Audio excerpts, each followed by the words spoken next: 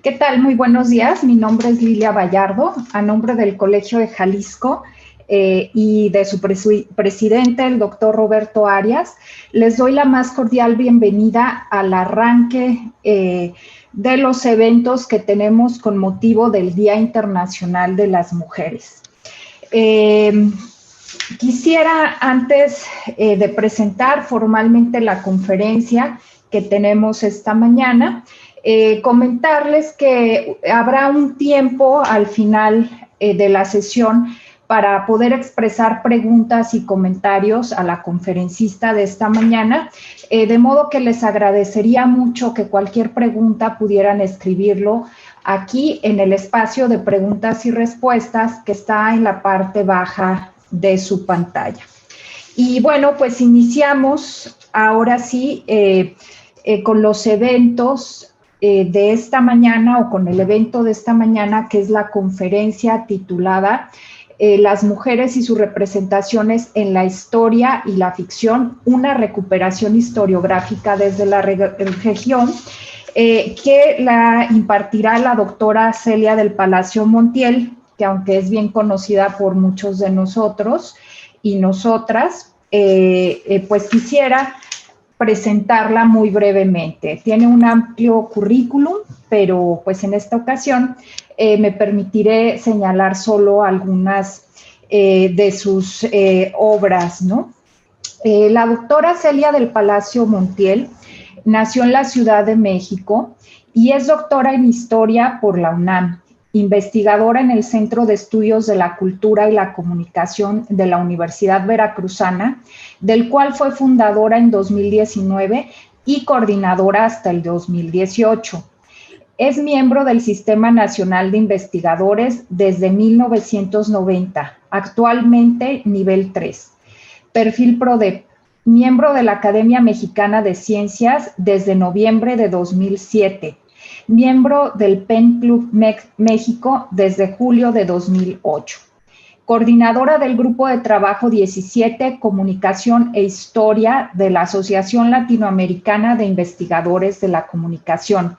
Docente o conferencista en universidades como las siguientes: Universidad de Guadalajara, Universidad de Sonora, Universidad de Grenoble, Pontificia Universidad Católica de Chile, Universidad Autónoma de Madrid, Instituto Gino Germani de la Universidad Autónoma de Buenos Aires, Universidad de Bielefeld, Escuela de Altos Estudios de Ciencias Sociales de París, Universidad de La Plata y Universitat Ramon Llull en Barcelona, gracias. Ha hecho estancias académicas en la Universidad de Bielefeld, en la Escuela de Altos Estudios de Ciencias Sociales de París, en la Pontificia Universidad Católica de Chile, Cátedra México y en la Universidad de Guadalajara. A partir de enero de 2021 es Fellow del Centro María Sivilla Merian de Estudios Latinoamericanos Avanzados, CALAS, para continuar con su proyecto sobre violencia contra periodistas en las regiones de México. Entre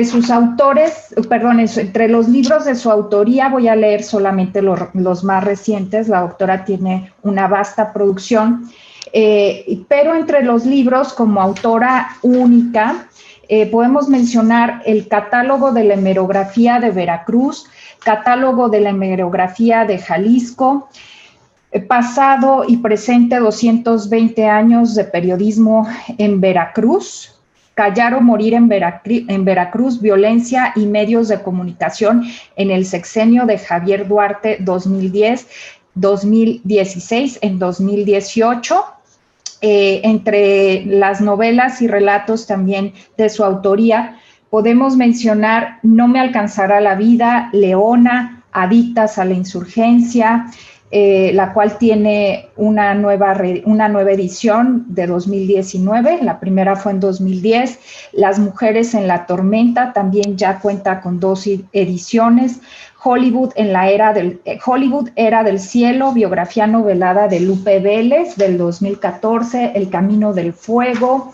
Y bueno, también está entre sus publicaciones más recientes Testigo de la violencia, memoria gráfica del Veracruz contemporáneo del 2018, fotografías de Félix Márquez, presentación de Celia del Palacio, Porque una madre nunca olvida, testimonios de familias de desaparecidos del colectivo Orizaba Córdoba, con fotografías de Daniel.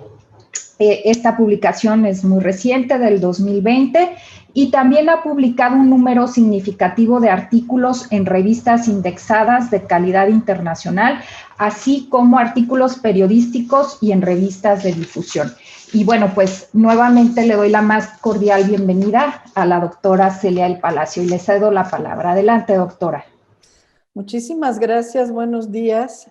Pues estoy muy contenta de tener la oportunidad de poder platicar con ustedes acerca de este tema que me apasiona, y al revisar esta conferencia, híjole, me dio mucho gusto me dio mucho entusiasmo pues poder enriquecerla y hablar con ustedes sobre el tema. Agradezco mucho a Lilia Vallardo por la invitación y la posibilidad de estar pues en el Colegio de Jalisco, aunque sea de manera virtual ahí con ustedes. Y pues bueno, voy a hablar de las representaciones de las mujeres en la historia y en la ficción un poquito, pero desde la región. Y pues es la región que yo conozco mejor y la que he estudiado, que es Veracruz, aunque sé que puede haber otras muchas, ¿no? Y bueno, desde hace muy pocas décadas, es decir, hace 40, 50 años, se ha tomado en serio la indagación histórica sobre las mujeres, en particular en nuestro país. A partir de los años 70, cuando los estudios sobre género tomaron su lugar en las universidades, también la indagación histórica sobre las mujeres tomó más vuelo. Han sido sobre todo las historiadoras quienes han traído a la arena de la discusión académica la participación de las mujeres en la historia. Lo lamentable sigue siendo que la investigación histórica sobre mujeres no haya incidido mayormente en los programas de educación básica y media básica. Dado que la mujer muy pocas veces tuvo una participación directa en los hechos históricos, la historia política las ha ignorado y las representaciones sobre mujeres en la historia son muy escasas.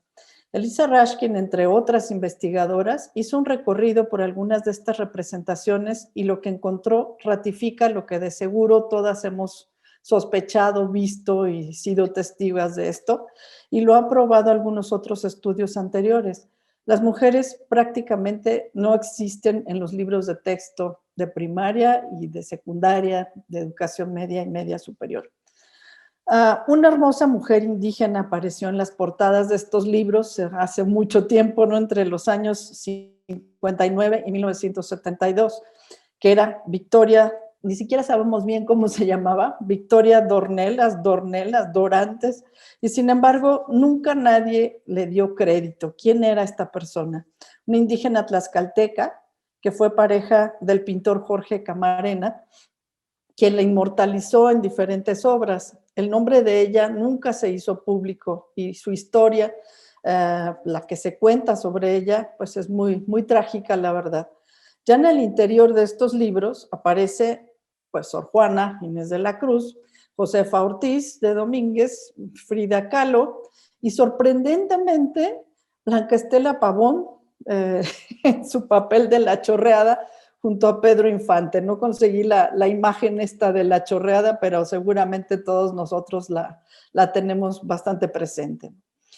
Noemí Angélica Juárez Pérez del INERM, en una ponencia muy reciente, ahora en diciembre del 2020, indicó que de los 142 subtemas presentes en los libros de texto de historia de secundaria, solo dos se refieren a mujeres. Uno tiene que ver con el movimiento sufragista, pero se trata a las mujeres como meros recipientes de una gracia concedida por el gobierno, ignorando totalmente la lucha que ellas hicieron para conseguir cambiar la Constitución y conseguir este derecho. El segundo tema tiene que ver con la participación de las mujeres en la vida económica del México actual. El resto de los temas no tratan a las mujeres. La mujer aparece esporádicamente como acompañante anónima, por ejemplo, la soldadera, Otro estudio de María Esther Morales, de 2008, sobre los libros de historia para tercero de secundaria, coincide en señalar que las mujeres que aparecen en ellos son todas anónimas. Se presentan en grupos o acompañadas de hombres para ilustrar algún rasgo de la época. Ahorita vamos a ver. Una soldadera aparece sola, pero no se consigna su nombre. Noemí Juárez explica también que en 1922 el libro de texto de historia hablaba que Hidalgo fue el cerebro del movimiento insurgente y doña Josefa Ortiz el corazón. Todavía se sigue hablando en estos términos, ¿eh? Y en 2020 el libro de texto de secundaria sigue asegurando, participaron otros criollos como Andrés Quintana Roo y su prometida Leona Vicario. Punto. No es en vano que las monografías temáticas, esto sobre la independencia, las que encontramos o que encontrábamos hasta hace poco en las papelerías, solamente aparezcan nombres excepto doña Josefa, ¿no? Y solamente está esta mujer en estas biografías. Rashkin analizó el libro editado para conmemorar el bicentenario de la independencia en el 2010, con texto de Luis González, además del libro de historia de quinto de primaria. En el primero de ellos solo aparecen figuras femeninas, como figuras femeninas, la Virgen de Guadalupe, otra vez Sor Juana Inés de la Cruz y doña Josefa Ortiz. En el libro de quinto de primaria encontró, además de las anteriores, a Carmen Cerdán y a un grupo de obreras textiles de Río Blanco, así, en grupo, ¿no? Y menciones a los niños y niñas de la historia en un afán de lenguaje incluyente. Noemí Juárez, otra vez en esta ponencia que ya cité, analizó en su estudio sobre estudiantes de secundaria y representaciones femeninas que en el retablo de la independencia de Juan O'Gorman conseguí esta imagen que es bastante mala y que no se ve nada. Ojalá que ustedes puedan encontrarla, por ahí está por todos lados en internet. En este retablo, las mujeres permanecen quietas, sentadas, silenciosas, a excepción de Leona Vicario, que si ustedes la ven, no sé cómo señalárselas aquí en esta esquinita, está en un caballo. Es la única que está en una actitud activa. Los demás, pues ni siquiera se ven mucho por ahí, ¿no? Las imágenes en otros murales no son más provocadoras. Tal vez los únicos murales donde las mujeres toman una actitud proactiva son los de Aurora Reyes. Su atentado a las maestras rurales, que también se ve súper mal, perdón, ojalá que lo puedan encontrar, que vale la pena ver este mural, pero la mujer aparece como una víctima y golpeada, ¿no? Este es de 1936 y la presencia de los maestros rurales en los movimientos históricos de la patria en 1962, donde el personaje principal, como ustedes pueden ver, pues es una mujer que además se muestra muy activa, muy enérgica, ¿no? Y bueno, ahora actualmente, gracias a la presencia cada vez más activa de las mujeres en el espacio público, los murales que visibilizan a las mujeres son muy frecuentes. Por ejemplo, donde se habla de los derechos de las mujeres en Hidalgo, está en Pachuca, me parece. Y bueno, sin embargo, las mujeres, las figuras históricas femeninas todavía permanecen bastante fuera del espacio público, bastante en el olvido, ¿no? Y bueno, estos resultados son muy poco halagüeños. Una y otra generación de mexicanos y mexicanas hemos crecido aprendiendo que una historia donde las mujeres no existen y son irrelevantes. Esto no es un problema solamente para las mujeres, que somos la mitad de la población, sino también para los hombres, sobre quien recae todo el peso de la historia y a quienes se aplican otros estereotipos que no favorecen mucho a las relaciones. No está de más revisar de qué manera tenemos introyectados los modelos, los estereotipos de lo femenino y de qué manera las mujeres hemos sido marginadas en la historia.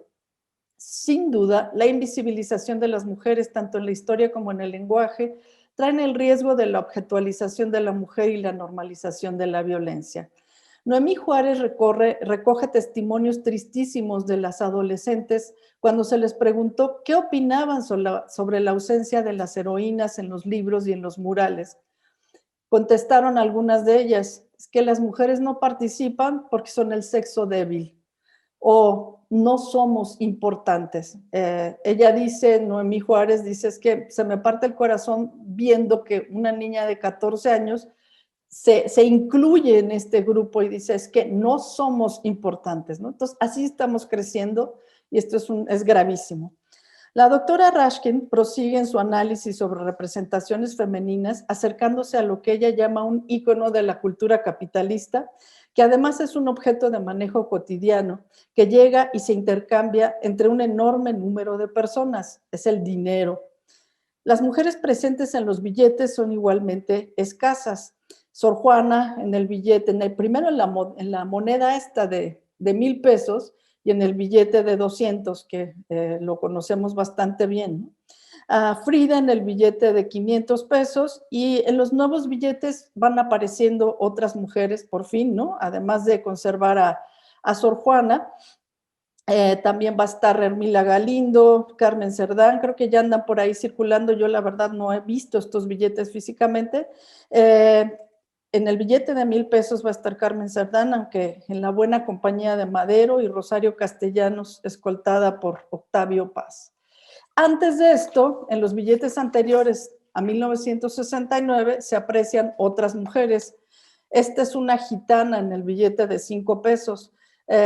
Rashkin dice que corre el rumor por ahí de que se trataba de la amante del secretario de Hacienda, quién sabe. Y una tehuana en el de 10 pesos. Seguramente muchas de ustedes no recuerdan estos billetes, a mí todavía me tocaron, ¿no? Y doña Josefa Ortiz en el de 20, que fue muy, muy conocido y muy, muy circulado en aquel entonces, ¿no?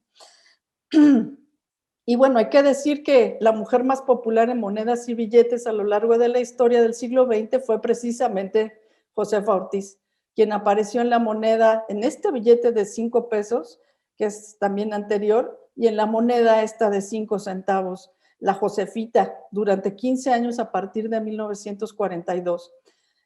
Y finalmente en la moneda de 5 pesos en 2010. Me pregunto si esta gran difusión de las imágenes a través del dinero habrá contribuido a fijar en la memoria colectiva a Josefa Ortiz por encima, por ejemplo, de Leona Vicario, y a Frida por encima de cualquier otra pintora, lo mismo que a Sor Juana, una monja, después de todo, genial, respetable, inofensiva, intocable, todo a la vez, como la única escritora existente en México. En la segunda mitad del siglo XX aparecieron otras representaciones de las mujeres en la historia a través de telenovelas históricas e incluso de historietas ilustradas. Es el caso de Gertrudis Bocanegra en una película inolvidable con Ofelia Medina, Leona Vicario en varias series de televisión e incluso Adelita. Ya en el Bicentenario y los años subsiguientes se produjeron series sobre algunas de ellas, Leona Vicario, Sor Juana, esta es Adelita, la parece ser que es la verdadera Adelita, y luego en este cómic, ¿no? Y más recientemente La Malinche. Y bueno, es importante mencionar aquí el papel fundamental que tienen los medios de comunicación, televisión, cómic, cine, en el proceso de mitificación de ciertas figuras femeninas. Por supuesto, este proceso es independiente de los medios, pero la participación de estos la potencia. ¿Qué es mitificar? Es un ejemplo de la trascendencia y modelado de la realidad a semejanza de los recursos de la ficción. Me gusta mucho esta definición del diccionario del país porque está muy cercana a lo que quisiera yo decir, ¿no? El modelado de la realidad usando los recursos de la ficción a fin de asegurar su trascendencia, digo yo. ¿Y qué es un mito? Pues un relato tradicional que se refiere a acontecimientos prodigiosos protagonizados por seres sobrenaturales o extraordinarios, dice el diccionario Oxford.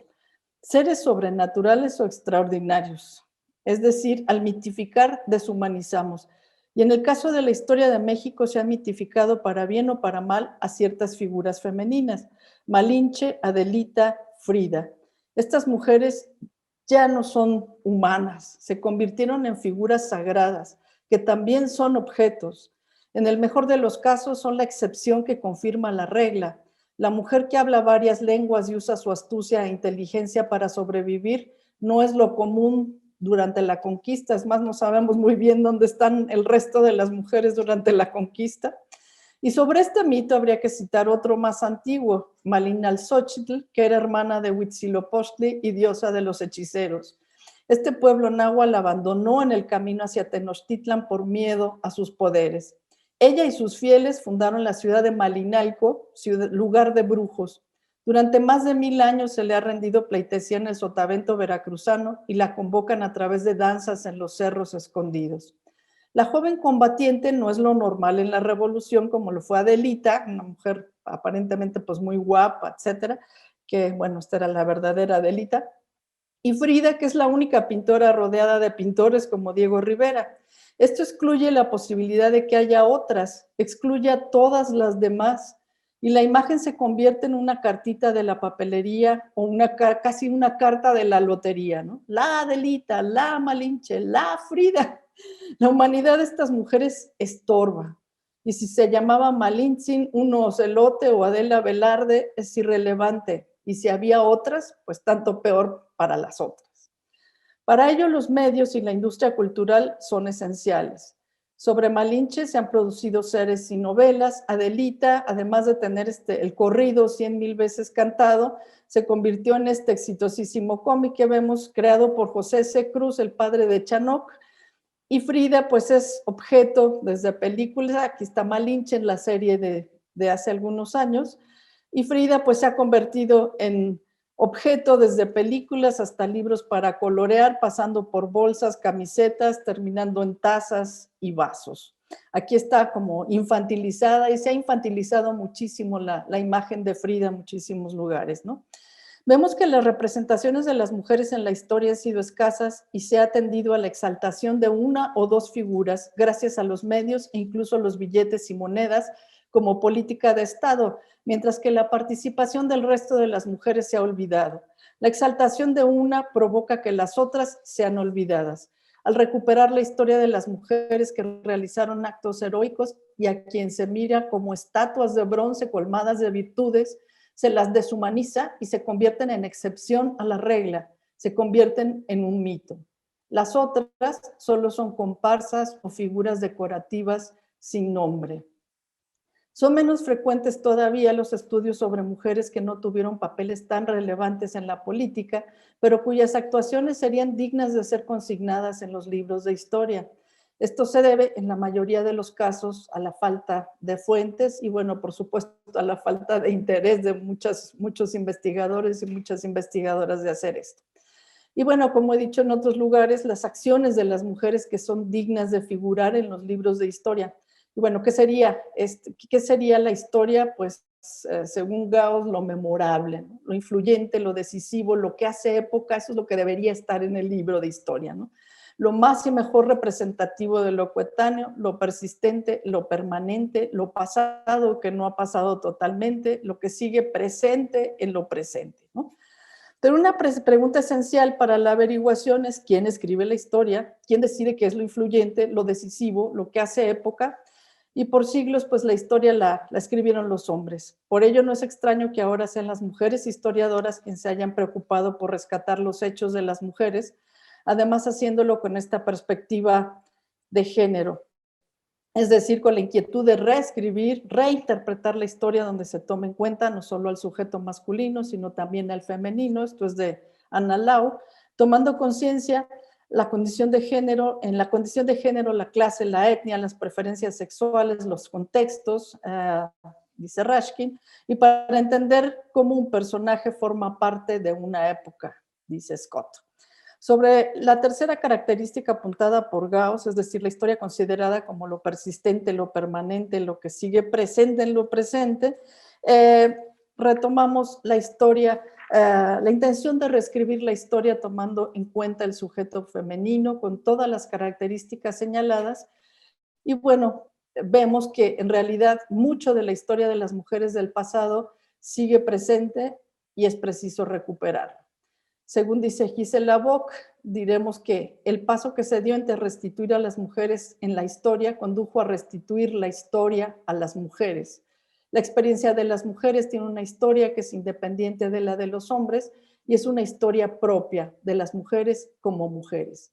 Esta tiene la misma complejidad que la de los hombres, pero la trayectoria vital y los tiempos femeninos son distintos.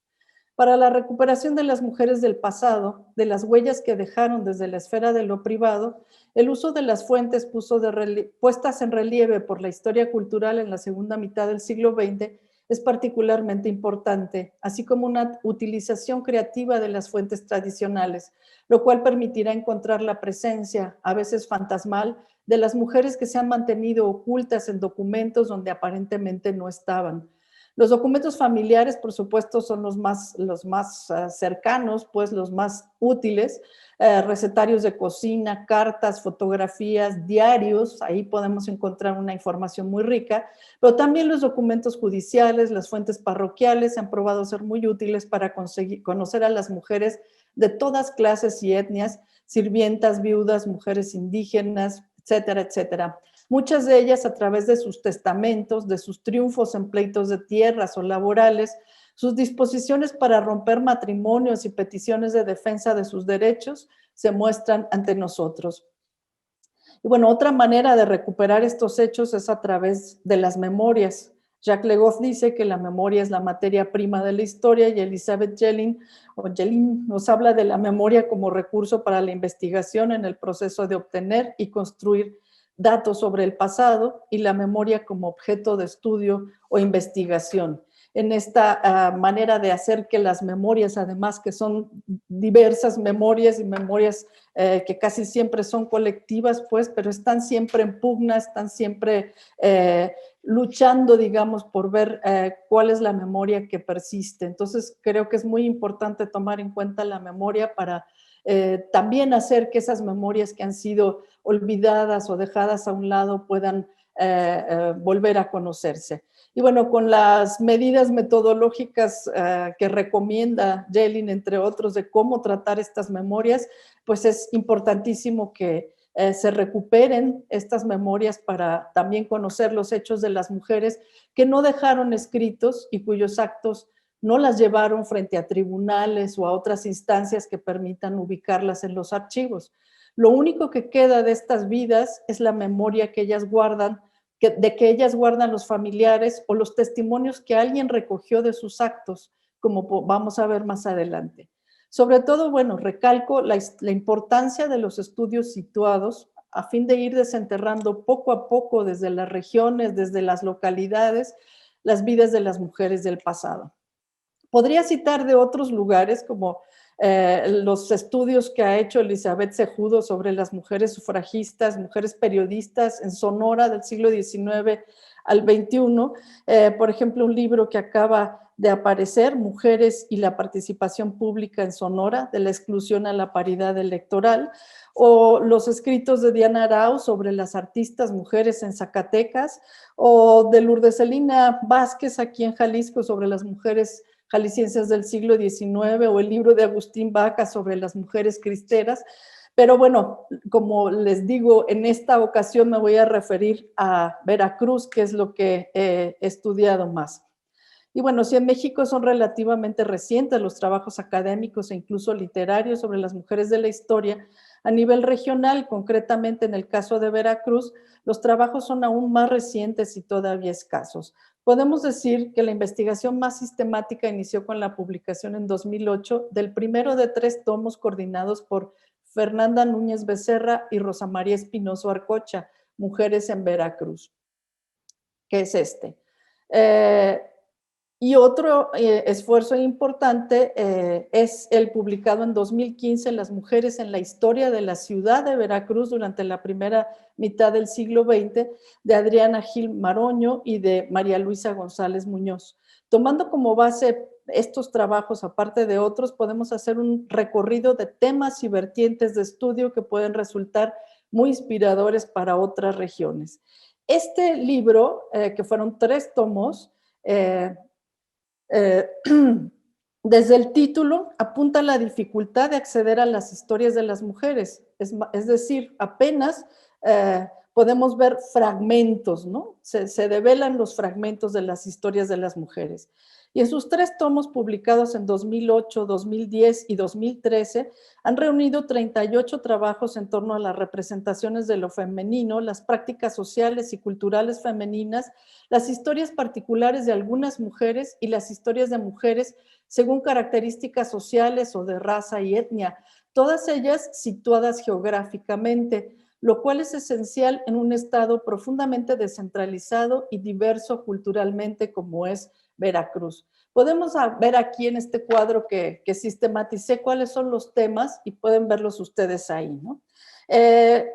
Podemos apreciar que al haber escogido estos temas sin presión alguna, porque cada autora, digamos, presentó lo que quiso, lo que consideró que era importante o lo que estaba estudiando en ese momento, las investigadoras, sabiéndolo o no, han privilegiado nuevos temas donde se pone de relieve la agencia de las mujeres y han dejado hasta el final los enfoques tradicionales como educación, alimentación y amor incluso, ¿no? Esto no es determinante, ya que pudo haber razones que expliquen la sobrerepresentación de estos temas y la ausencia de otros, pero creo que es un muestrario interesante. Sobre las estrategias de sobrevivencia y trabajo, este es el tema que más contribuciones tiene y se habla de representaciones de poder y fragilidad en el Veracruz del siglo XVIII, se describe la composición poblacional del puerto y las estrategias de sobrevivencia.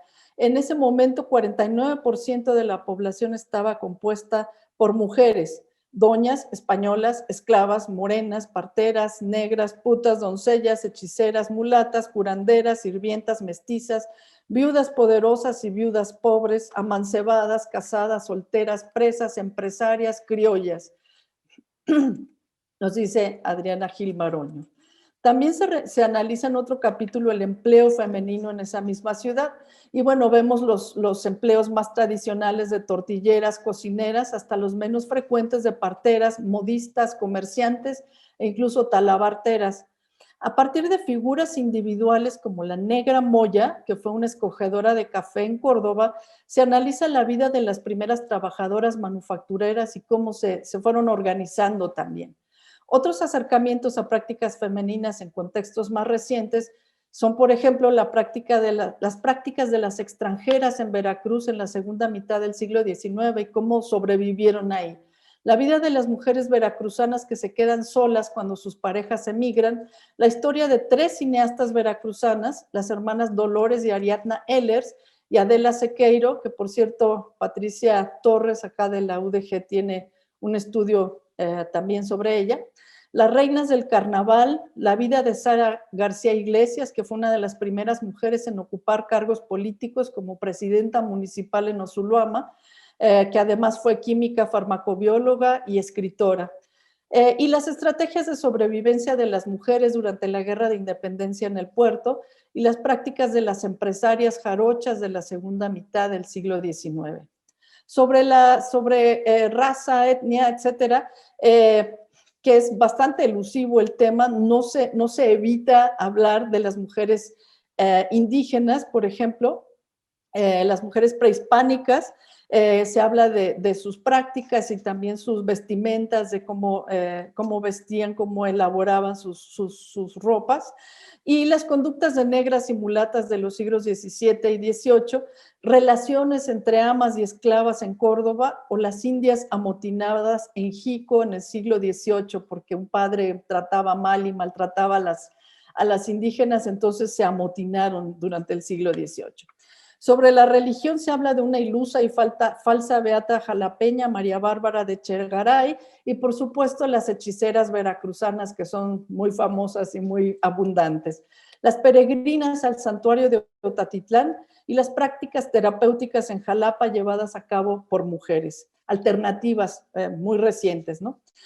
Sobre las instituciones se habla de la gran mecenas de Orizaba, Isabel Pesado y de la Llave, cuya obra pervivió en la Fundación Mier y Pesado, que seguramente ustedes han oído escuchar sobre ella, y también las perspectivas de las mujeres dentro de estas mismas instituciones de beneficencia en Orizaba durante el siglo XIX. Sobre literatura, que ha sido pues más tradicionalmente tratado, y sin embargo aquí en estos libros no abunda tanto como en otros lugares. Se aborda la vida de 3 poetas veracruzanas: Josefa Murillo, que fue muy importante, María Enriqueta de Coatepec, Josefa Murillo es de Tlacotalpan, y Josefina Pérez.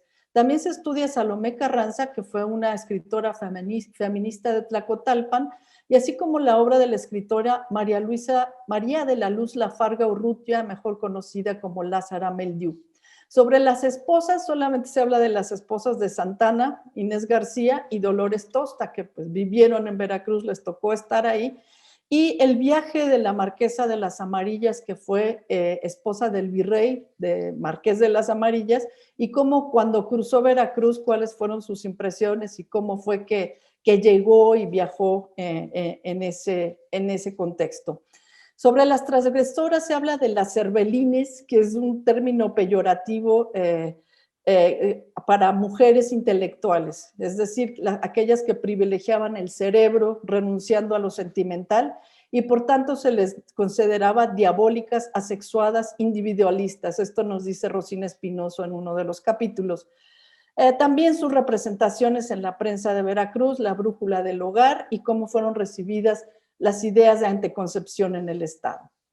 Pues muchos otros temas. En la prensa de Veracruz yo me ocupé de este capítulo y hablo de la jalapeña María del Carmen Ortiz, quien publicó poemas en La Guirnalda de 1868. No son tantas las mujeres que participaron en este momento en la prensa. Dolores Correa y Eladia Figueroa, que lo hicieron en la importante revista México Intelectual a partir de 1889, Dolores Peña, Concepción Espinosa, que también colaboraron con alocuciones y artículos sobre la educación y la mujer, y sin duda Lucila Rodríguez, que es muy importante porque es la editora de La Mujer Intelectual Mexicana, que fue un periódico publicado en Jalapa en 1907.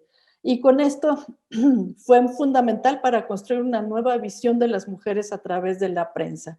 Después encontramos a otras funciones de las mujeres en la prensa, como en la edición de un periódico como la Tribuna Tuxpeña en 1939, que fue dirigida por Lourdes Carpinteiro, La Voz del Trópico de Martínez de la Torre, dirigido por Judith P. en 1950. Y pues voy a decir entre paréntesis que no es muy frecuente que las mujeres ocupen altos cargos, incluso en las empresas periodísticas, pero en Veracruz, de los periódicos más importantes y longevos del estado, ahora mismo son propietarias o está dirigido por mujeres. Por ejemplo, el Dictamen está Berta Malpica Silva y ahora su hija Berta Malpica. El Mundo de Orizaba, Mónica Ronis. El Diario del Istmo, Mónica Robles, que estuvo ahí. La Opinión de Poza Rica, que está dirigido por Silvia y por Norma Gibb, que son las dueñas, y su directora editorial es Mireya Ulloa. Entonces, digamos, hay varias mujeres en posiciones muy importantes en estos periódicos. Y bueno, por otro lado, este otro libro sobre las mujeres en la historia de la ciudad de Veracruz, que me gusta muchísimo, se publicó en 2015 y se constriñe a analizar los hechos de las mujeres de la primera mitad del siglo XX que alzaron la voz, nos dicen las editoras, para conquistar la igualdad civil y los derechos políticos. Pugnaron por jornadas laborales justas con salarios bien remunerados, viviendas dignas, instrucción, educación sexual y el sufragio femenino, o bien sobresalieron en los terrenos del arte y la creación o lograron alguna profesión.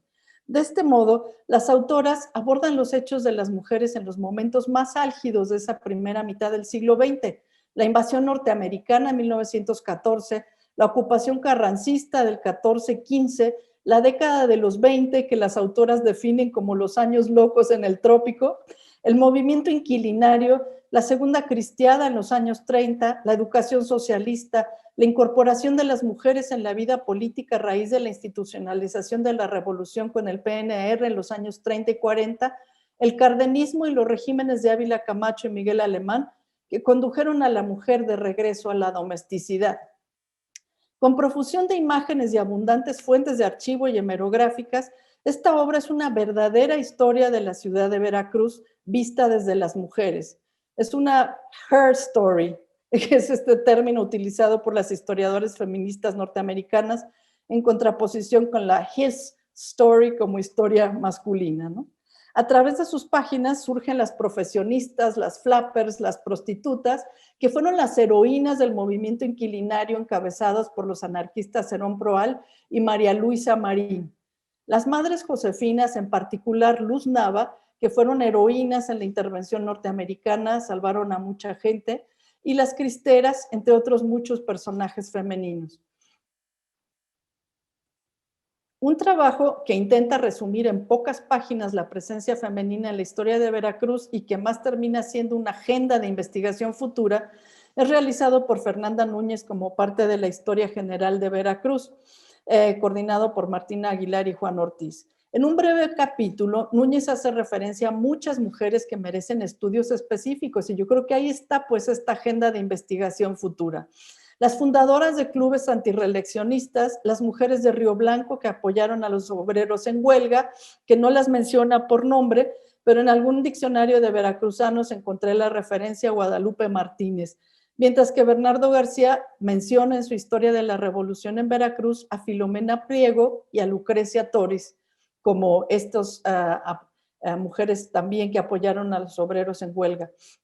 Las mujeres que apoyaron a los clubes maderistas en Veracruz y Jicaltepec, Jaltipan, Acayucan, Coatzacoalcos y Minatitlán, que tampoco están sus nombres, pero creo que es muy importante averiguarlos, y algunas mujeres comunistas cuyos nombres de pila se conservan, solamente los nombres de pila, y que acompañaron a Úrsulo Galván en su gira por el estado para organizar al proletariado rural. Las ligas femeninas agrarias, la Liga Femenil Anticomunista con el apoyo de maestras y obreras, y en el otro extremo también las damas católicas, que habría que estudiar también estos movimientos. Menciona también algunos movimientos de Jalapa donde hubo mujeres, el Sindicato de Panaderos, donde se distinguieron las mujeres, así como la Liga de Mujeres Proletarias de Jalapa y el Club Femenil Rosa Luxemburgo. También hay grupos de escogedoras de café en Jalapa y Córdoba, el Sindicato Femenino de Trabajadoras Domésticas y el Frente Único por los Derechos de la Mujer. Dos libros que se ocupan de un grupo de veracruzanas durante la Revolución son el de Olivia Domínguez, Crónicas de Veracruz, donde se habla de Luz Nava, de esta religiosa josefina, que pues se distinguió en este momento de la invasión norteamericana, y sobre el mismo tema, la invasión de 1914 a Veracruz en la mirada de Luz Nava, de Adriana Gil y María Luisa González, que rescata el mismo relato de la religiosa sobre la invasión norteamericana, cómo lo vieron, cómo lo vio ella, ¿no? Las mujeres como personajes, a ver, encontramos otras breves menciones a mujeres en algunos libros que recogen historias de vida o bien pretenden preservar del olvido a los personajes de una región. ¿Pero qué es el personaje? A ver, según el diccionario de la Real Academia, es una persona de distinción, calidad o representación en la vida pública, y en otra acepción es una persona singular que destaca por su forma de ser o actuar. Y bueno, las recopilaciones que voy a mencionar parecen adoptar ambas acepciones con una especificidad adicional. Son aquellas personas que han resultado entrañables, particulares por algún rasgo de personalidad, además de ser recordadas por otros y célebres en ámbitos que desbordan a la localidad. Por ejemplo, en el libro Personajes Populares de Veracruz, que se publicó en el 2010, la única mujer que consideran digna de ser recuperada como personaje es Toña la Negra, sobre quien, por cierto, no se han escrito tantas biografías como uno pudiera pensar.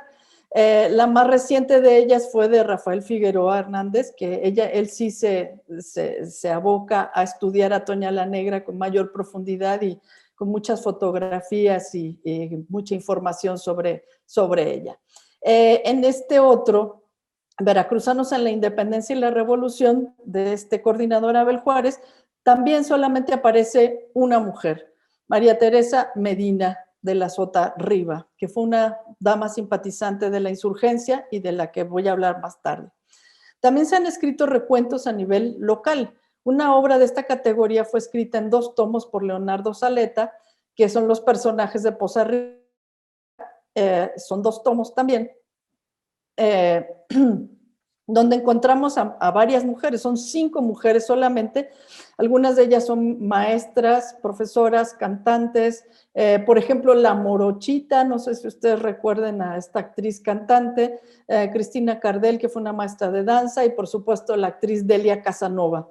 Pero curiosamente, estos 2 libros de personajes, no hablan de Consuelo Marroquín Galloso, que es una mujer caída durante la masacre conocida como de los Goyos, el 6 de octubre de 1958, quien antes de morir peleó con los demás y de una manera pues verdaderamente muy heroica para protestar por un fraude electoral en una de las más encarnizadas luchas a favor de la democracia. Y pues esa no consiguió estar entre los personajes de Poza Rica. Y bueno, las mujeres a través de las memorias. En un afán de recuperar los hechos de las mujeres en tiempos más recientes, algunos libros se han abocado a publicar las memorias de las mujeres mismas o de los familiares de aquellas que fallecieron. Y bueno, como dije antes, ya la recuperación de la memoria, a pesar de sus dificultades metodológicas, puede ser muy útil para la historia. Y bueno, encontré estos siguientes recuentos. Este libro, escrito por Oralia Méndez Pérez, que también es novelista y ha recuperado varios hechos de Veracruz a través de la novela, encontramos a los personajes del puerto de Veracruz. Y tiene dentro de este libro un capítulo titulado Mujeres admirables de Veracruz, título que llama la atención y que indefectiblemente hay que relacionar con las mujeres que ahí consigna. Habrá que preguntarse a qué y a quiénes considera admirables. En dicho capítulo, la autora presenta breves semblanzas de 18 mujeres, ya sean nacidas o radicadas en el Estado a lo largo del siglo XX. Una de ellas, por ejemplo, es Ida Rodríguez Prampolini, que fue la fundadora del Instituto Veracruzano de Cultura, que ha sido muy, muy importante para el desarrollo cultural de Veracruz.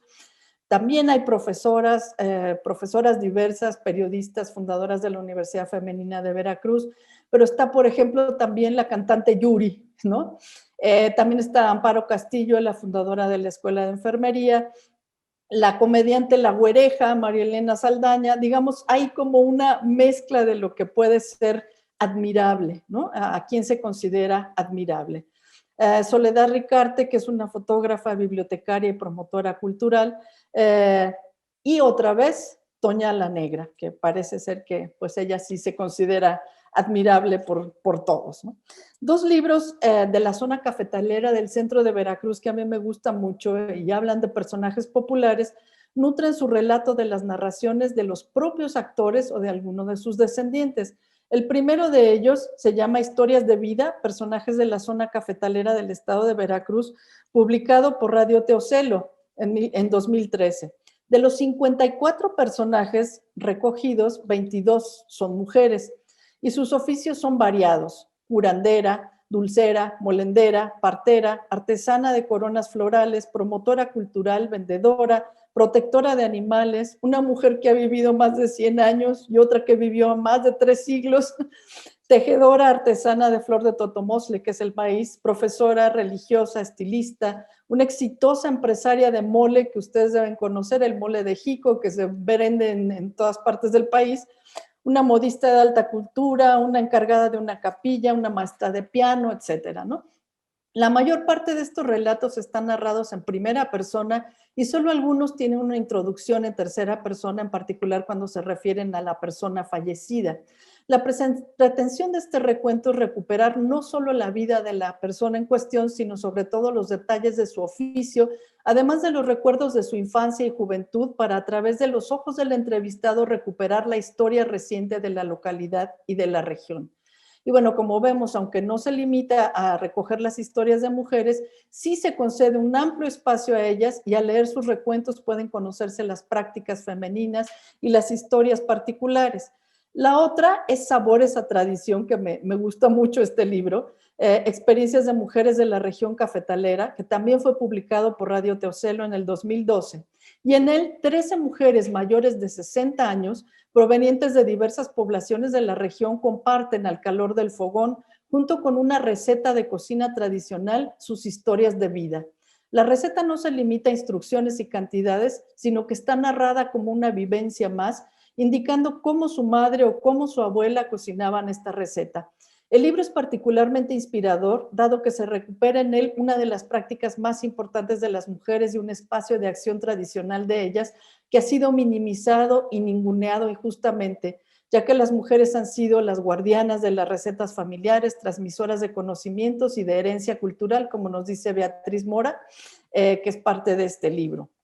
En este sentido, habría no solo que reivindicar los hechos de las mujeres en espacios públicos, sino su hacer en espacios privados como algo importante y valioso. Como dije al principio, ¿quién hace las preguntas? ¿Qué es importante para quién? ¿Por qué habría que considerar más relevante al hombre que firma un tratado o declara una guerra que a la mujer que se ocupa de conseguir y preparar el alimento para mantener con vida a la familia en esa misma circunstancia? Si seguimos por esa línea de investigación, encontraríamos toda una beta intocada sobre la cocina y las cocineras tradicionales de Veracruz, así como otras artesanas que han mantenido vivas las tradiciones, como la tía Cayita de Cozoleacaque, ganadora del Premio Nacional de Ciencias y Artes, ahorita tiene casi 100 años, quien con el producto del premio instaló una casa de la cultura en su pueblo para enseñar a hilar a hombres y mujeres de muchos lugares del país. Otro ámbito a explorar es el deporte, como figuras como doña Agripina Galván Kerber, campeona de tenis en los años 30, o Soledad López de Tlacotalpan, campeona de regata, quien fue una de las primeras, si no que la primera mujer en competir en regata, pero en equipos incluso de hombres que la buscaban por su habilidad. Como podrá verse, la historia de las mujeres en Veracruz no es ya desconocida. Sin embargo, hay muchos personajes y muchos movimientos que no están explorados a profundidad. Además de lo que Fernanda Núñez apunta en su recuento arriba citado, otros huecos van cubriéndose a través de tesis de licenciatura o de posgrado, como el trabajo de Vina Lara sobre Francisca García Batlle Pacona, que fue una interesantísima mujer, escritora de poesía, dramaturga, que puso sus obras en Coatepec a principios del siglo XX. Fundó varios jardines de niños en todos los pueblos donde ella estuvo y fue la primera síndica de Coatepec. La lucha de las primeras mujeres ejidatarias en Veracruz, en particular de la zona de San Marcos de León, está apenas esbozada. Helga Beitenmann, en su tesis doctoral sobre los ejidos veracruzanos, sobre la agencia rural y la formación del Estado en México, recuperó la historia de una de estas mujeres, Seferina Martínez, a través de su propio relato de vida. Como ella, aún perviven otras de las pioneras de la lucha por la tenencia de la tierra, a quienes es preciso escuchar. Como puede verse, esta memoria, así como el diario personal recuperado por Adriana Gil y María Luisa González de esta religiosa Luz Nava, es fundamental para constituir el relato de las propias mujeres sobre su vida. Y bueno, hay otros varios estudios que ya no voy a consignar aquí, que han salido recientemente. Y pues muy rápido, desde la literatura, las heroínas veracruzanas, pues tenemos justamente la vida de María Teresa Medina, la dama insurgente, que el autor Roberto Peredo ya le quitó, digamos, el apellido del marido por considerarlo pues poco propicio para tenerlo allí. Y bueno, pues es doña Teresa Medina, que son pues muy pocas las heroínas recuperadas y hasta hace más de 30 años pues nadie se había abocado a recuperar a través de la ficción a estos personajes. María Teresa Medina, como ya dije, fue una criolla veracruzana que apoyó a los insurgentes, estando casada con un militar realista, el brigadier Manuel de la Sota Riva. Y pues ella puso dinero, hacía reuniones con los insurgentes e incluso los ayudó a salir de la ciudad hacia los focos de los rebeldes que estaban ya tomados por ellos. Y bueno, pues la muy leída Malinche, si es que queremos pensar que Malinche es veracruzana, pero todavía no existía Veracruz en aquel entonces, aparte de los estudios sobre ella de Camila Townsend y otros acercamientos novelados que son menos originales. Y pues los que yo he hecho de mujeres que son las otras muchas y las no tan célebres, cuya participación en la historia se considera menor. En Adictas a la Insurgencia en 2010, pues estas biografías que van a caballo entre la historia y la ficción, escogí a 80 participantes, de las cuales 7 son veracruzanas o vivieron en Veracruz. Recuperé también la vida de María Teresa Medina, que ya hablamos más atrás de ella, la señorita Lamar, que acompañó a Rayón, a Javier Mina, perdón, cuando regresó en su afán de seguir con el movimiento insurgente, lo acompañó en Sotola Marina y de allí la hicieron presa en Veracruz, donde tuvo que cuidar a los enfermos en condiciones verdaderamente terribles. Volvió a huir y se unió a las fuerzas de Guadalupe Victoria. Cuando fue derrotado Guadalupe Victoria, una vez más fue condenada a servir a una familia realista en Jalapa hasta 1819. Ana Villegas, que encabezó una rebelión en Chicontepec, María Josefa Martínez, que al morir su esposo Manuel Montiel, pues ella se encabezó todo el movimiento en la región de Orizaba y al final fue hecha presa por portar pantalones. Fernanda Núñez, en otro lugar, hace un estudio sobre esta mujer. Y por el mismo hecho de hablar a favor de la insurgencia o dudar de la herejía de los insurgentes, fueron hechas varias prisioneras, entre ellas Antonia Ochoa en Veracruz por decir palabras sediciosas o por fabricar cartuchos y cuidar enfermos, como las hermanas Francisca y Magdalena Godos de Coscomatepec. Y una historia que recoge Adriana Gil, que es muy bonita e interesante, es de Manuela Antonia de Santa María, que fue detenida por sospechosa, por infidencia, y fue, ya que la encontraron en la muralla de Veracruz con pólvora y aguardiente escondidos. Y pues ella siempre se declaró inocente, pero fue metida en las recogidas de Veracruz. También Adriana Gil recoge la historia de Francisca Aburto, mujer declaradamente insurgente, que fue proveniente de la Antigua y encerrada en la casa de recogidas y juzgada por infidencia. Pero ella se defendió a través de un escrito acusando al tribunal de oscuro, adverso, contrario al derecho de gentes, como el antropófago de la Inquisición. Sin embargo, no sabemos hasta qué punto ella redactó esto, fue su abogado quien fue reprendido por su terrible atrevimiento. Y bueno, también llegué a la historia regional a través de 89 expedientes de brujas veracruzanas en el AGN, en esta novela de Las Mujeres de la Tormenta, y pues ahí comparé diversas versiones de leyendas veracruzanas sobre mujeres, que son la mulata de Córdoba, las mujeres Rayo de Sotavento, la Llorona veracruzana, la condesa de Malibrán, que fue Beatriz del Real, que nada tuvo que ver con la brujería y que en realidad hizo otras muchas cosas por los habitantes del puerto de Veracruz y que, sin embargo, pasó a la historia como una bruja despiadada, ¿no? Y bueno, pues fue muy importante para mí encontrar estas voces en los documentos de la Inquisición y hacerlas escuchar a través de la novela. Y finalmente, pues en El Camino del Fuego recupera la historia de un personaje que en este caso es ficticio, que es la sacerdotisa Totonaca Xtacu, que acompaña la ruta de Cortés y explica el hecho desde su visión como mujer y además intenta ver las historias de otras mujeres indígenas y españolas en este momento. Y bueno, pues aquí termino este recuento. Quisiera también mencionar algunas de las veracruzanas que siguen siendo poco conocidas y otras a las que la justicia no les ha llegado. Y estoy hablando de gente pues casi contemporánea, ¿no? Como las periodistas Yolanda Ordaz, Regina Martínez, Anabel Flores, que fueron asesinadas en años recientes y a ellas no se les ha hecho justicia y sus historias ya se están borrando. Esto no ha pasado más de 10 años de los asesinatos de estas mujeres y sin embargo ya se están yendo, se están diluyendo y creo que es importantísimo recuperar sus historias y sobre todo pues tantas veracruzanas asesinadas, desaparecidas, que hasta el día de hoy han sido doble y triplemente victimizadas. Y sobre todo las heroínas contemporáneas que nunca quiero dejar de mencionar aquí, que son las madres, hermanas, hijas de los desaparecidos y desaparecidas veracruzanas. Quien se acerque a escuchar sus testimonios puede constatar que siguen adelante, realizando la investigación judicial, escarbando en las numerosas fosas clandestinas del Estado, organizándose y luchando por tener una voz en el espacio público, además de seguir cumpliendo funciones de maternaje y muchas veces de proveedoras de la familia, ya que buena parte de ellas son madres solteras, viudas, o sus maridos simplemente no están presentes en esta lucha. Es fundamental recuperar la memoria de sus esfuerzos, la historia de sus movimientos, que todo esto es verdadera historia viva que no debe perderse.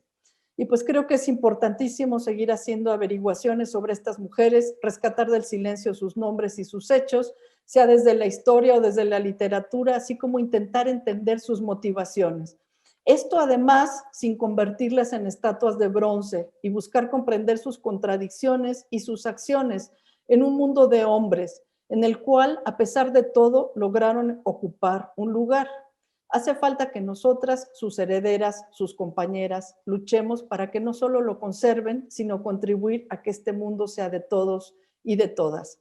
Termino con una cita de Sandra Barba que me parece muy importante.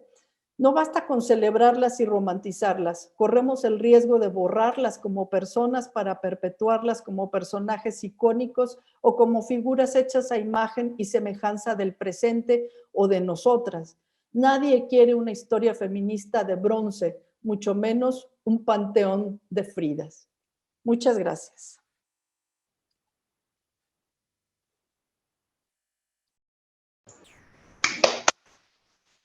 Muchas gracias, doctora Celia del Palacio. Pues sin duda nos deja muchas reflexiones.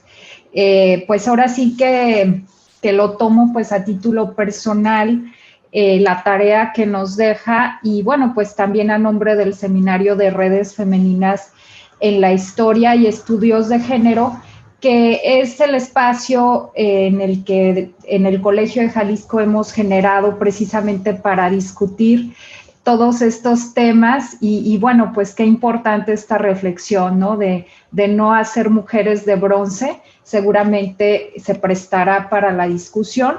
Y bueno, pues ya tenemos algunas preguntas y comentarios. María de Los Ángeles Sánchez López le comenta, excelente conferencia. ¿Podrían decirme cuál es el nombre del primer libro que la doctora comentó, por favor? Bueno, pues también por acá Carlos nos dice muchas gracias, qué maravilla de datos y de información. María Fernanda nos dice excelente ponencia, felicidades, muchas gracias. Y bueno, pues a lo mejor en lo que las personas que escucharon esta conferencia se animan a hacer más preguntas, yo también quisiera preguntarle, doctora, ¿para qué hacer historia de las mujeres, no? Digamos, ya sabemos la historiografía, digamos, tradicional, para qué ha escrito la historia y bueno, que el eje ha sido, pues ahora sí que la voz masculina. Pero ahora que usted nos plantea esta cuestión, pues de no hacer figuras de bronce, entonces, ¿desde qué perspectiva se ha retomado la historia de las mujeres y para qué? Y bueno, pues le cedo nuevamente la palabra y bueno, si alguien más tiene alguna otra pregunta, con mucho gusto háganosla llegar. Gracias. Bueno, creo que el libro al que se refiere la persona que preguntó fue Mujeres en Veracruz, Fragmentos de una Historia, y las editoras son Fernanda Núñez y Rosa María Espinoso Arcocha. Ellas dos publicaron estos 3 tomos de Mujeres en Veracruz, Fragmentos de una Historia. Supongo que a ese libro es al que se refiere. Y en efecto, pues creo que es un libro muy importante desde este punto de vista de recuperar, aunque sea pues estos fragmentos, ¿no? Y bueno, ¿para qué hacer historia de mujeres? Pues justamente para visibilizar los hechos de estas mujeres desde otro lugar, haciendo otras preguntas, y pues sí enfatizo la necesidad de hacer otras preguntas, ¿no? Porque otra vez podemos caer en lo mismo de que, pues, ¿qué es importante, no? Y bueno, pues, ¿qué es importante? Como que, ¿quién declaró la guerra? ¿O por qué hablar de una mujer que no firmó los tratados o que no estuvo presente todo el tiempo en el espacio público? ¿Qué es lo importante? Entonces, creo que las mujeres desde otro lugar, desde otro punto de vista, podemos plantear esas otras preguntas de qué es lo que vamos a visibilizar de los hechos de las mujeres. Y pues a lo largo de esta plática, lo que yo quise hacer justamente es visibilizar o hablar de estos esfuerzos que se han hecho desde Veracruz de ver a estas otras mujeres que, si bien, bueno, la tía Cayita, por ejemplo, pues no firmó nada, no declaró ninguna guerra, pero es una mujer que si ustedes la ven y la pueden, por ahí hay fotografías de ella también en internet, pues esta mujer muy humilde de un pueblo de Veracruz que había sido enseñada por su propia madre a tejer estos textiles, ¿no? A hacer estos textiles que han ganado muchos premios, porque además es la manera tradicional de compartir este conocimiento, están hechos de manera tradicional. Pues cuando ganó este premio, lo que hizo es poner esta Casa de la Cultura, y ya tenía 80 y tantos años, vaya. Entonces pone este lugar donde se pueda enseñar a todo aquel que llegue, hombres, mujeres, y llegan de todas partes del mundo a aprender a hacer estos textiles desde allí, ¿no? Entonces, bueno, ¿qué es eso? Eso a mí me parece muy importante. Creo que la historia de la tía Cayita debe ser conocida más allá de las fronteras de Veracruz, ¿no? Más allá de que no haya pronunciado grandes discursos o que no haya publicado ningún tratado, etcétera, ¿no? Entonces, bueno, a eso me refiero, ¿no? Como que, ¿qué es lo que vamos a considerar importante? Y también ver que a mí me molesta mucho, por ejemplo, desde el año pasado, 2020, cuando se decretó este año de Leona Vicario, que le empezaron a poner cosas de más a Leona, ¿no? De pronto era la primera periodista de México y la primera corresponsal de guerra, cosa que pues no es cierto, perdón, ¿no? Y además no hay necesidad de decir una cosa así. Entonces, vamos construyendo así aquel ídolo de mujer que va a terminar en esta estatua de bronce que se le levantó en el Paseo de la Reforma, y no vamos a ver pues tal vez sus otros defectos que tuvo. Por eso me gusta más pensar en también buscar estas figuras de bronce a través estas figuras de mujeres a través de la novela, donde hay un poco más de libertad para explorar cómo pudo haber sido esta mujer que seguramente sintió miedo, seguramente se enojó mucho y era furiosa la mujer, ¿no? Por ahí en el Cardillo de las Mujeres se habla muy mal de ella, ¿no? Diciendo que en una reunión donde llegó, etcétera, bajó furiosa la escalera, que casi se mataba en la escalera, ¿no? Entonces, bueno, ¿por qué omitir esos detalles que no hacen menos a la figura de esta mujer, ¿no? Y seguramente a todas las demás también podemos recuperarlas con sus fragilidades, con sus defectos, con sus errores, ¿no? Que las hacen como nosotras. Es que yo creo que eso es lo que es importante evitar, ¿no? Porque cuando hacemos estas figuras tan inalcanzables, otra vez volvemos a pensar que pues ellas fueron únicas, excepcionales, no había otras, y nosotros jamás vamos a poder hacer cosas tan importantes como esas, ¿no? Entonces creo que eso es lo que hay que evitar, ¿no? Porque pues estas mujeres eran como nosotras, ¿no? Y por circunstancias diversas, haciendo un esfuerzo importante, etcétera, etcétera, ayudadas por otras, ¿no? Pudieron lograr muchas cosas que nosotras también podríamos lograr, ¿no? Eso yo creo que es importante saberlo y destacarlo. Sí, qué interesante. Y bueno, pues seguramente también tendremos que ir uniendo piezas del rompecabezas desde diferentes historias regionales, ¿no? Pienso, por ejemplo, también tantas interrogantes que tenemos, por ejemplo, de las maestras socialistas, al menos acá en Jalisco, por poner un ejemplo solamente, ¿no? Y que discutía en otro espacio en alguna ocasión. Uh-huh. Y bueno, pues aquí tenemos más felicitaciones. De María Fernanda Rodríguez, excelente ponencia, felicidades, muchas gracias. El doctor Roberto Arias de la Mora, quien es presidente del Colegio de Jalisco, le manda a decir muchas gracias a la doctora del Palacio Montiel por ilustrarnos sobre las historias de mujeres veracruzanas. Sonia Solís Hernández nos dice muchas gracias, muy interesante conocer la historia. Y bueno, aquí un comentario un poquito más extenso de Imelda Gutiérrez, quien también forma parte del Seminario de Redes Femeninas en la Historia. Dice, felicidades doctora, excelente conferencia. Aplaudo la creatividad que tiene al entretejer las disciplinas de la historia y la literatura. Me parece que es un excelente trabajo hacer novelas históricas. Gracias por poner acento en la situación actual de la violencia que vivimos las mujeres. Me gustaría saber sobre su trayectoria en relación su investigación y la combinación metodológica. ¿Qué le inquietó para recurrir al trabajo de archivo y no quedarse en la creación de personajes ficticios? Gracias. Cristina Alviso, también parte del Seminario de Redes Femeninas en la Historia, le comenta, muchas felicidades, doctora Celia, nos da muchas pistas para seguir trabajando y pensar la historia de las mujeres no desde la historia de bronce, sino de forma más humana. Al escucharla, comprendo que la historia de mujeres tiene su propia narrativa y ese es nuestro reto. Hilda Monraz dice, lo que nos comparte hoy la doctora Celia es muy importante para las historiadoras feministas. Gracias por poner el énfasis en las mujeres que no firmaron acuerdos o no estuvieron presas. Justamente en mi caso aporta a la biografía feminista. Felicidades.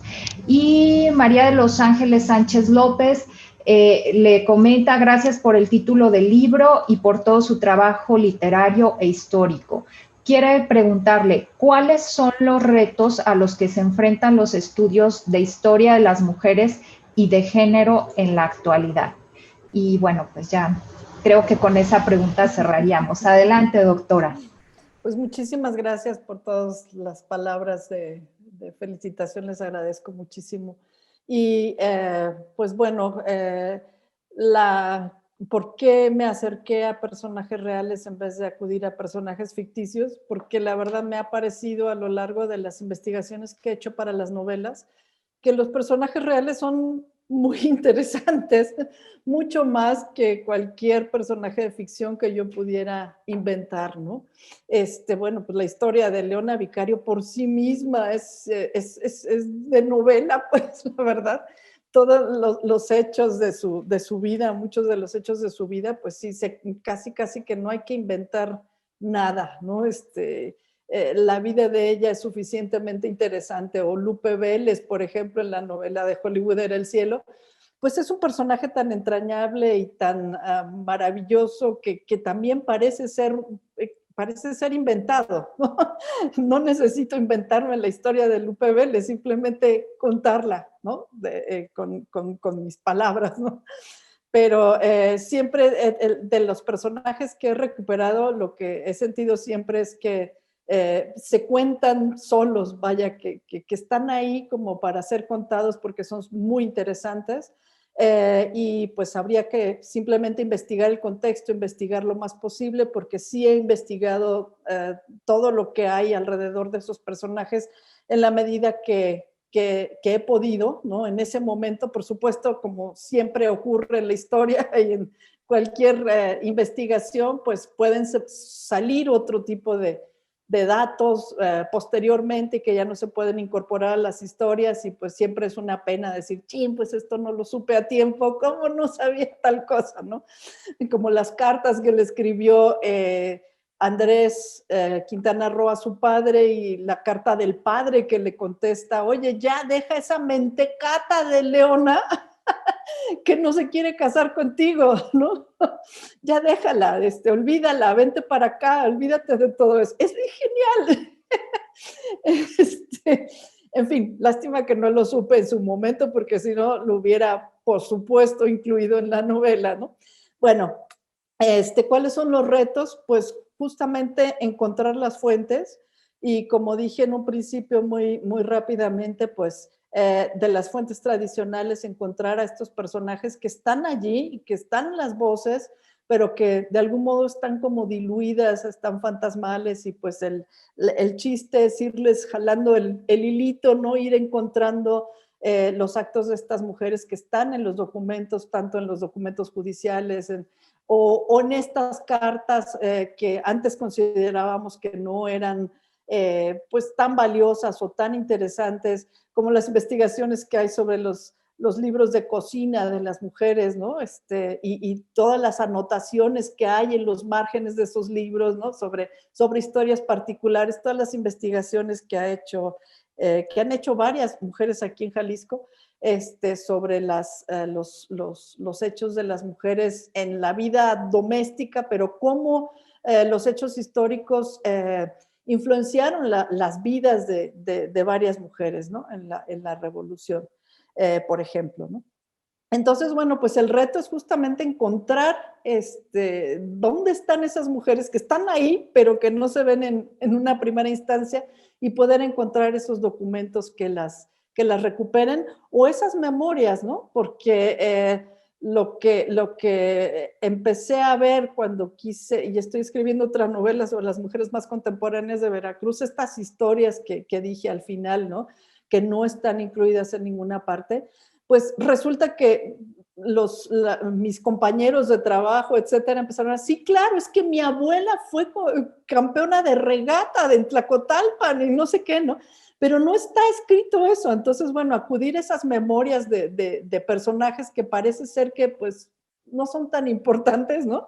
Y sin embargo, pues que son fundamentales. Entonces, siempre hay un dato, alguna cosa que recuperar, ¿no?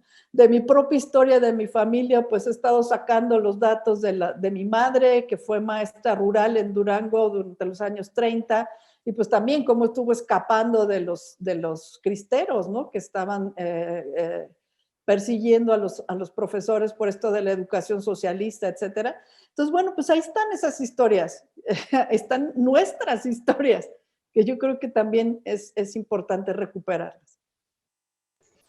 Sí, doctora, quisiera pues ir cerrando ya la sesión de esta tarde con dos felicitaciones. Elisa Vallardo, mi hermana, a quien mando un saludo, le comenta, muy interesante, igualmente muchas gracias por dignificar a las mujeres cotidianas, las que desde nuestro hogar tratamos de educar hombres y mujeres en la igualdad.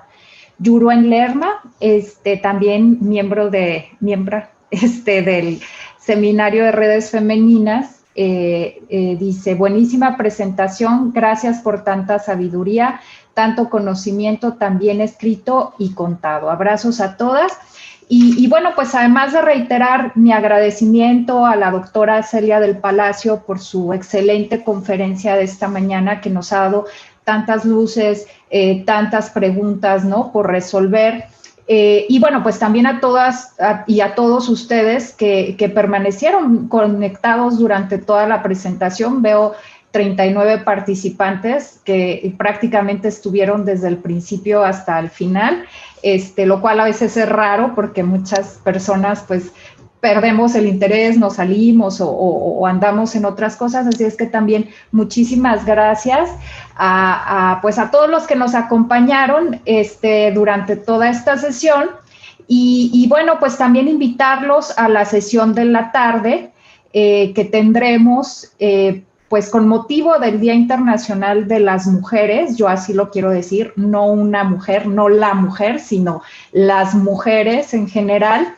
Y bueno, pues también enfatizando mucho en que no estamos celebrando, en el Colegio de Jalisco no estamos celebrando el Día Internacional de las Mujeres, estamos tratando de visibilizar a las mujeres, ¿no?, en este día especialmente. Entonces, la sesión de la tarde va a ser a las 18 horas y va a ser un conversatorio que hemos titulado 8 de marzo, Día Internacional de las Mujeres, logros y retos a un año de la histórica marcha en Guadalajara. Así es que esperamos contar con su asistencia también por la tarde. Un abrazo, doctora Celia. Gracias nuevamente. Hasta luego. Muchísimas gracias. Hasta luego. Un gusto.